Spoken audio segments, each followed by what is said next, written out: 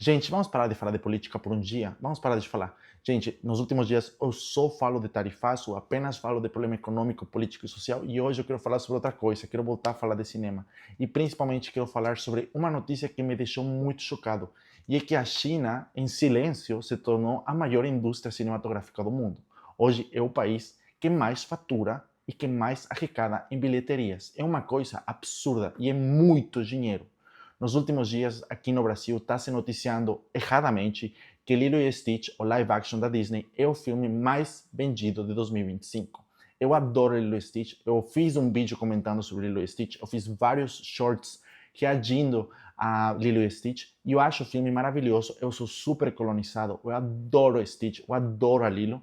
No entanto, gente, não é o maior filme de 2025. Sim, passou a marca de US$ 1 bilhão, foi um super sucesso comercial. Sim, é o maior filme estadunidense, é o maior filme ocidental, mas não é a maior bilheteria de 2025. Esse título vai para um filme chamado CK2, algo assim, que é uma animação chinesa que foi lançada neste ano e já arrecadou mais de US$ 2 bilhões. Para vocês terem perspectiva, são pouquíssimos os filmes na história da humanidade que já arrecadaram mais de US$ 2 bilhões. CK2, este filme chinês, oficialmente é a maior animação da história da bilheteria. Nunca um filme animado vendeu tanto como CK2. E além disso, se tornou o quinto filme mais vendido na história da bilheteria global. Apenas perde para os filmes dirigidos pelo James Cameron, Avatar 1, Avatar 2 e Titanic, e obviamente também perde por pouco contra Avengers Endgame, que foi todo um evento cultural em 2019. Todos os outros filmes que vocês possam imaginar não fizeram tanto dinheiro como CK2. Também é o primeiro filme que consegue bater os US$ 2 bilhões de arrecadação dentro de uma economia. A China hoje tem tanto dinheiro que consegue fazer mais dinheiro em bilheteria do que os Estados Unidos. É uma coisa que nunca tinha acontecido. E isso, para mim, é uma amostra muito boa sobre como o crescimento da China é uma coisa que pegou todo mundo de surpresa. Hoje na China você tem vários centos de milhões de pessoas de classe média que têm dinheiro para ir no cinema várias vezes ao mês. E é por isso que o cinema chinês se tornou tão, mas tão frutífero, tão rentável. 9 dos 10 filmes mais assistidos que não são em inglês são chineses.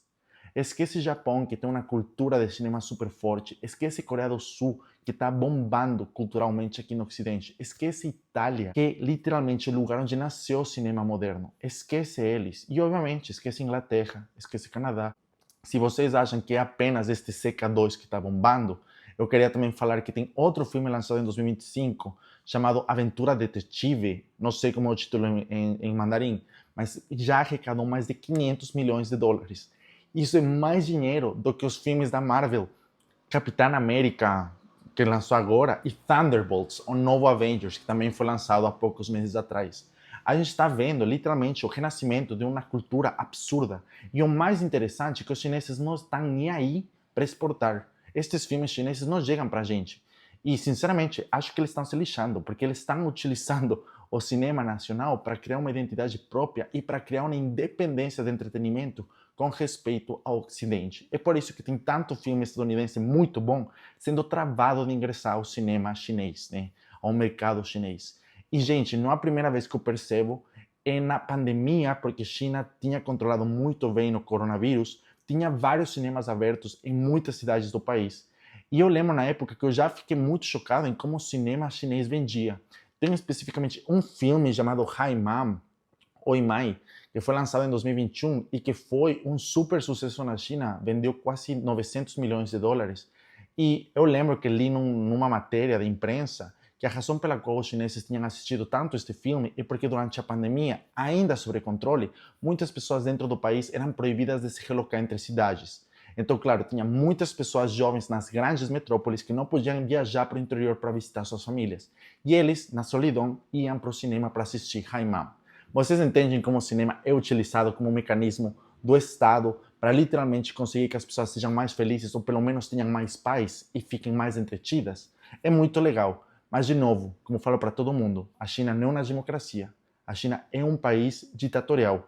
O entretenimento, a cultura, o cinema, a música são completamente controladas e regulamentadas pelo Estado.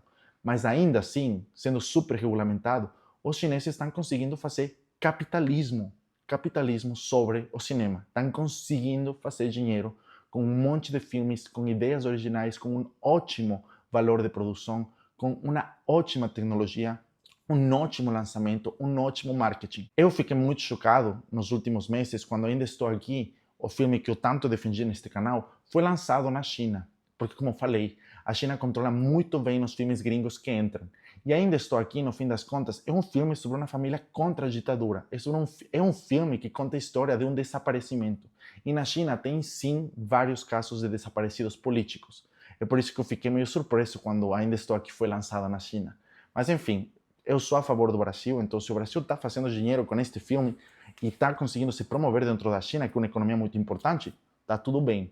Mas, de novo, fique com um pouco de ressalvas. Será que eles fizeram um tipo de censura dentro do filme? Será que mostraram todo o filme ou sumiram algumas partes? Não sei. O que sei é que Ainda Estou Aqui foi super bem recebido na China e que foi lançado em vários cinemas do país. Com todo, gente, quero muito comentar para vocês que eu acho que estamos vivendo um momento da humanidade muito interessante. Eu, sinceramente, adoro o cinema estadunidense. Adoro, adoro, adoro, adoro. Se tem uma coisa que eu gosto muito dos Estados Unidos, é o cinema, é o entretenimento, é a Disney, o Warner Bros. Eu sou muito colonizado nesse aspecto.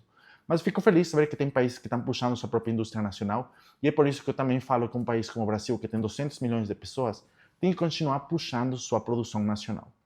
Por último, só queria destacar, tem aqui a lista dos filmes mais vistos de 2025. Como podem ver, Estados Unidos todavia ainda é muito forte.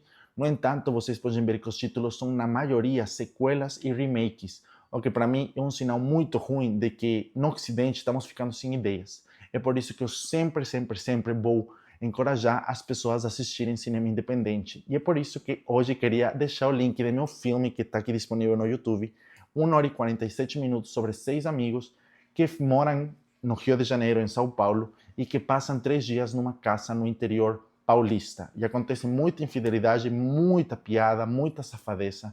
É uma comédia experimental que eu fiz em 2022, com 6 atores profissionais, e espero que vocês gostem. É meu primeiro filme, gente, então paciência, tá? Não tá espetacular. Acho entretido, mas não é perfeito. Se vocês gostaram deste vídeo, por favor, não se esqueçam de comentar, dar like, ativar o sininho e se inscrevam, por favor, que eu estou estagnado no 8.200 subscritores e eu estou ficando desesperado, tá bom? Vamos parar de falar de política por um tempo, gente. Vamos falar sobre entretenimento, vamos falar sobre coisas mais leves, tá bom? Tchau, tchau.